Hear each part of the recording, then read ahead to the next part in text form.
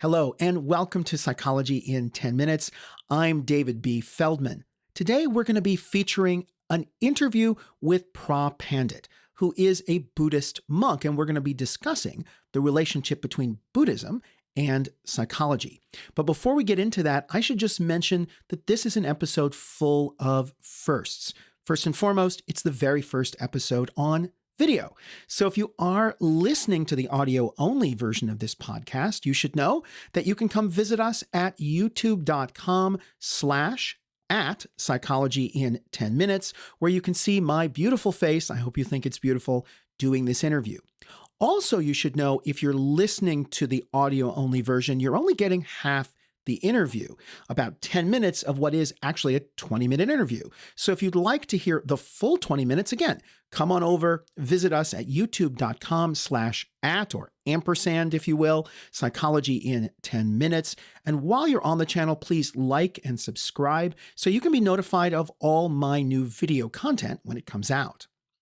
Another first is that this is one of the first episodes featuring an interview. Normally, I just kind of talk at you for 10 minutes about some kind of topic that interests me. I hope it interests you too. And don't worry, I'm still going to be doing those sort of audio essays, if you will, in the future. But I hope to do more videos, audio featuring interviews as well, both with Phra Pandit and with other luminaries in and around the field of psychology. So if you enjoy this interview, please let me know so I can make sure to feature new interviews in the future. And then finally, a last first, if you will, is that this episode was recorded almost completely outside of the United States, in a city that I know and love and spend a lot of time in, Bangkok, Thailand. I have collaborators there at Chulalongkorn University. I also have family and friends there, and I knew this time I really wanted to talk with Phra Pandit because, by way of introduction, he is not only one of the best explainers of Buddhism I've ever met, as a monk residing in Wat Pak Nam, a temple in Bangkok, but also he holds a master's degree in psychology, which makes him a really special and unique guest for me to ask those pesky questions I've had for a while about the relationship between Buddhism and psychology, particularly Western psychology. And I guess I should let you know that I am someone who's had a Buddhist meditation practice for years and years. Even though I don't necessarily consider myself Buddhist, I've found that it's really, really improved my life. Now, with that said, I am also someone who fancies myself a scientifically minded, skeptical kind of person. So I do find myself being a little skeptical about certain aspects of Buddhism, hopefully in the most respectful way possible. Particularly those doctrines that are a little more magical in nature, things like the idea of rebirth, that we can be reborn as an animal or as a human or in another realm or as a hungry ghost. I also find myself being a little skeptical of the doctrine of karma, particularly the notion that our actions today can influence future lives. But nonetheless, I have to say that reading ancient Buddhist texts, 1,500-year-old Buddhist texts, I am often struck by how modern they seem, by how they seem like a modern school of thought in psychology. And so I thought that this would be a great opportunity to talk with an actual Buddhist monk with experience in psychology to ask about that really interesting intersection. So I hope you enjoy this interview as much as I did making it. Well, we are here with Phra Pandit, who is a British Thai Buddhist monk. And I have to say, from hearing him on other podcasts, one of the best explainers of Buddhism that I have heard in maybe in my life. We're not going to focus on this for a very long time, but I thought I would start by asking you at least a little about your personal story, because I found in interviews over the years on my other radio show that it kind of helps give people some insights into where you're coming from. So you're British, and it's probably not a common choice for British people to become Buddhist monks. So what led you to become a Buddhist monk, and why Thailand? What leads anybody to become anything, a psychologist or an engineer? You just have an affinity for it. So I had an affinity for Buddhism, and I wanted to be a meditator. Thailand was my second choice. I wanted to be a Zen monk, Huh. Then I heard about how harsh the Japanese winters are and some of the practices the Zen monks did. And I came across Thai Buddhism. It felt very much at home to me. So I came and ordained here 28 years ago. Wow. And any particular stories or insights to share about that journey along the way? I mean, did anything stand out as particularly challenging or interesting? Were there any moments where you kind of looked and said, what am I doing?" I felt very at home in Thai monasticism. We should separate in Buddhism between the desire and love of practice Hmm, and being able to live in a monastery. hmm, So some people are just drawn to or enjoy or like the framework of a monastery. And so that's not necessarily related to practice. We have a lot of meditators who are not monks, and we have a lot of monks who are not meditators. hmm, So I think one is drawn to the life in hmm. the monastery. That surprises me to hear you say there are a lot of monks who are not meditators, because my stereotype is if you're a monk, you meditate. Um, Talk about that. Not in Thailand. People become monks for many reasons in Thailand. Very often, if the parents passed away or gone to prison or become sick or they don't have enough money or they've gone abroad to work, they will put their children into the monastery. So, for the most part, the people in monasteries have not really entered through their own choice. Hmm, If you're 10 years old or 12 years old, I don't believe that you can really choose a life of renunciation. So that's where most of the monks come from. Of those children, some of them will have an affinity for the life and will stay. hmm, This has been a problem. My university, Mahachulalongkorn Raja Vidyalaya, mhm. set up a degree program for monks so that they would have a way out of the monkhood because they can get stuck if you've been sheltered in a monastery from an early age and you don't know about society outside, you're kind of afraid of it. You have no way to really exit the monastery and enter into regular life. So my university will allow monks to study a real degree. And you study for 4 years, and then the fifth year you work, do 1 year of work for the uni. And they will, if you wish to disrobe, they will place you in society with a job and a place to go. So you have a stepping stone out of the monkhood. Now, some people might wonder, why do we set up a system to get people out of the monkhood instead of bringing them in? Yeah. But the idea is then we're putting well-trained Buddhists out into society. They've gone to university in a place without the sex, drugs, and rock and roll. They've learned some discipline. They've learned meditation. They've learned Buddhism. They've been in a wholesome environment. So we feel we're putting good citizens into society. Well, let's talk about what it means to be, you used the word well-trained Buddhist. Many of the listeners of this show mostly are from Western countries. So we have lots of listeners in the United States, many in Europe, many in Latin America as well. And they will, of course, have heard of Buddhism and may have associations with Buddhism, um, uh, images of the meditating Buddha or ideas about nirvana or enlightenment, temples, rebirth, etc. And these, of course, are part of Buddhism. But I'm wondering what you would say is the sort of core of Buddhism. So, in a few minutes, how would you kind of summarize what Buddhism is about at its core? At its core, Buddhism is a teaching of enlightenment. That is, there is a supreme state, a summum bonum, a God. There is a goal to consciousness Hmm. or life. And this is something that we don't know about and we get to through a practice.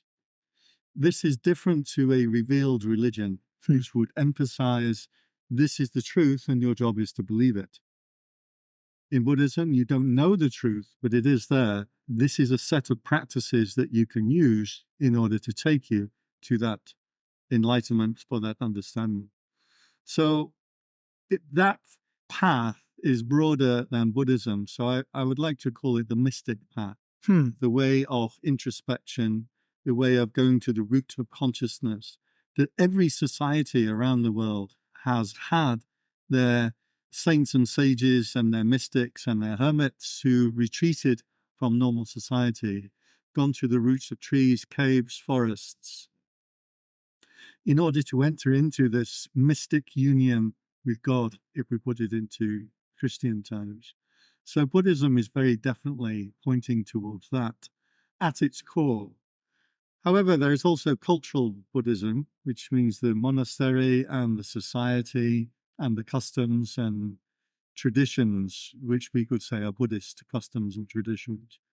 That's usually not so connected with the path. That's a set of beliefs in rebirth, in karma, in the way that you live your life, what's right and what's wrong, etc. So that's cultural. So it's sort of a way of, it's a path of introspection. It's a method of introspection.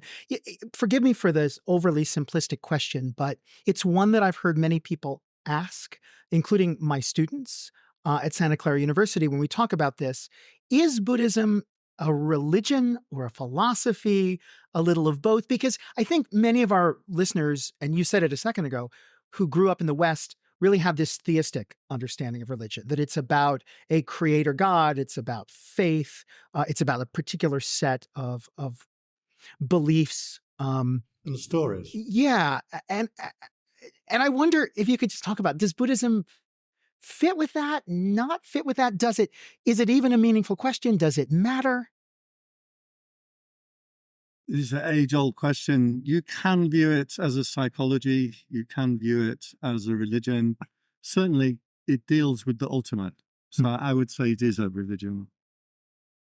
Certainly, it's a kind of psychology because it's very psychological and very analytical in its approach. So I've heard you call it a psychology before. I've heard a few interviews on a wonderful podcast called the Bangkok Podcast, and you put that out there. You said you could call it a psychology. I wonder if you can expand on that. Because of course this is a podcast about psychology, so I'm really intrigued by that idea of what is Buddhist. I know it's too big of a question, but go anywhere you want with it. What is Buddhist psychology? Well, I want to make it bigger. Okay. It's this mystic path. Yeah.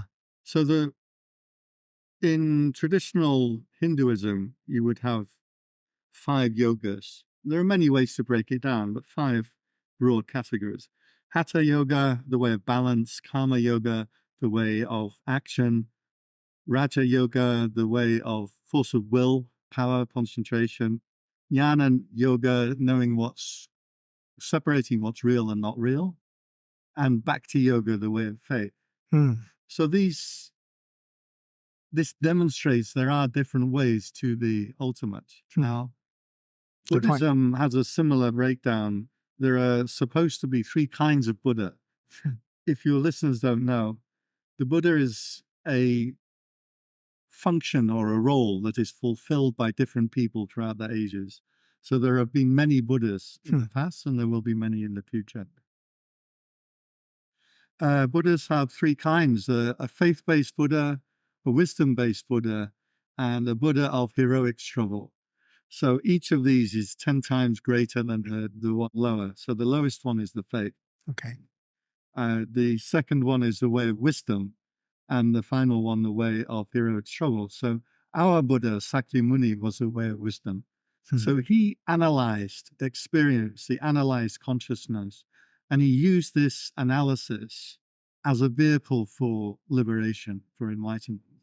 So in that sense, definitely Buddhism is very psychological and analytical in its approach, and not so much faith-based. I'm not sure what the heroic struggle is. Next Buddha, Maitreya Buddha, is supposed to be a Buddha of heroic struggle, and he will have 100 times more influence than the previous Buddha because he's of the higher kind. Now, I don't know how that happens. My theory is that when he comes, there will be internet, so he will have much more. A way of getting out the message. 2,500 years ago in India, Sakyamuni Buddha couldn't have that much of an influence so quickly. So, yeah, there are different approaches. Buddhism uses a analytical, psychological approach to entering into the practice.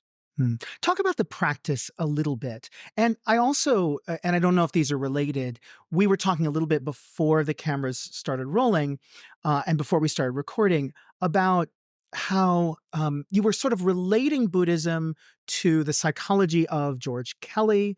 I know you've talked about how Buddhism is sort of related to the notion of Gestalt psychology and sort of getting past or beyond or beneath, I don't know the way you want to say it, the stories that we tell the stories that we tell ourselves habitually. I wonder if you could talk about that a little bit as well. So the Gestalt angle is the architecture of consciousness, which is another thing we can talk about. The first and foremost part of the mystic path in all different mystic traditions. Christianity has a mystic tradition, Sure. Islam has a mystic tradition. The first step of the mystic path is to break you out of the stories that make up your universe. So this is where we come to George Kelly.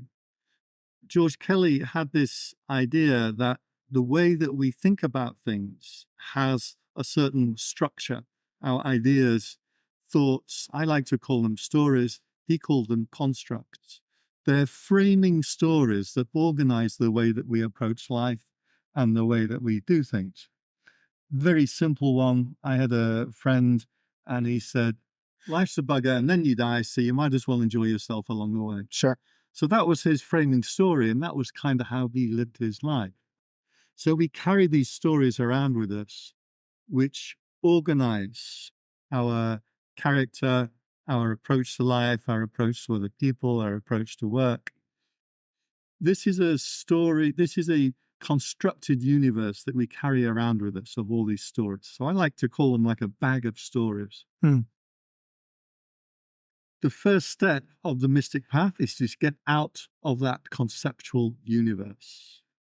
And so the first practices that we do usually are something like, if you're washing the dishes, be mindful of washing the dishes. If you're walking down the road, be mindful of walking down the road. We want to bring conscious attention out of the stories, out of the mental universe, and start to bring it into the present moment. This will start to break down our natural tendency to retreat into thought, retreat into our stories. And that's the opening of the path. However, there are a lot more stages after that the ritual can get into, if you like. Well, I'm curious because, and sorry to be pesky about this, but I totally get the idea of sort of moving beyond those stories or getting out of those stories, really making contact with the way things are or what experience is in this moment. But when we talk about the path, so I'm thinking about some listeners might have heard of the Four Noble Truths or the Eightfold Path. Isn't that just another set of stories? Isn't that just another set of constructs?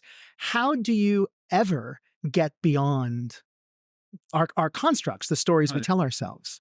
So you can think of it like a computer game. You get involved in the game and in the character, and you're blowing people up or you're flying your spaceship, whatever it is that you're doing, and you get drawn into it. The more you are drawn into it, the more you enjoy it. The more you're not drawn into it and you remember yourself, the less you enjoy it. Same with a movie. That's the difference between a good movie and a bad movie. How much you are sucked into that screen. Sure, for sure. So can we send a character into that screen or into that computer program that comes up on your screen and says, hey, wait a second, you are not this character in this story. This thing that you are doing in the computer game is not really you. Wake up. So that's what these religious teachings are, or Buddhist teachings certainly. They're constructs and more stories that you're sending into that constructed universe to say, wake up, there's a way out of this. So they're almost a computer virus. There's something that we send in that is more computer code, so to speak, but that somehow kind of breaks the system, that breaks apart our construct system, that gets us to look at things differently. So you can think of it like the stick that stirs the funeral pyre.